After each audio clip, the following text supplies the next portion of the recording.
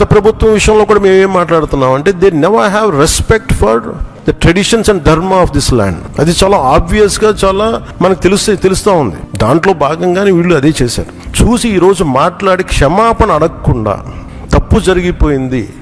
మేము ఇందాక మా కేశవ్ గారు చెప్పినట్టుగా ఒక తెలియక చేస్తే పొరపాటు, తెలిసి చేస్తే తప్పు, కనీసం తప్పులు జరిగినాయి అది కూడా చెప్పకపోగా మమ్మల్ని క్షమించమని అడుగుతున్నారు. నేను ఒకటే చెప్తున్నాను, భగవంతుని మీద పగబట్టుకున్నవాడు సర్వనాశనం అయిపోతాడు తప్ప ఎవడు బతికిన దాఖలాలు లేవు, గుర్తుపెట్టుకున్నారు. ఎందుకంటే ఇది ఫెయిత్కి సంబంధించింది.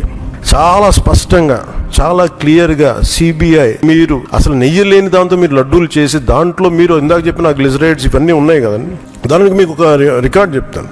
2019 నుంచి 2025 వరకు మీకు కనీసం ఒక నువ్వుల నూనె 180 రూపాయల నుంచి 268 రూపాయలు ఉండేది కనీసం 26కి ఈ రోజుకి. సో వీళ్ళు సప్లై చేసే కాడికి మామూలు బజార్లో దొరికే ఒక నెయ్యి కనీసం 420 రూపాయలు కిలో 2019, 460 రూపాయలు 2020, 21కి 500 రూపాయలు. అలాంటి నెయ్యి వీళ్ళొక్కరికి 319 రూపాయలు ఒకటి, 329 రూపాయలు ఒకటి, ఇవన్నీ కూర్చోబెట్టి ఈ నెయ్యిని సప్లై చేశారు. దీన్ని బట్టి మనకు అర్థమైంది. దీన్ని బట్టి బేసిక్ ఒక హౌస్ వైఫ్ చెప్పగలరు, ఒక గృహిణి చెప్పగలరు ఇది ఎంత కల్తీ జరిగిందనేది.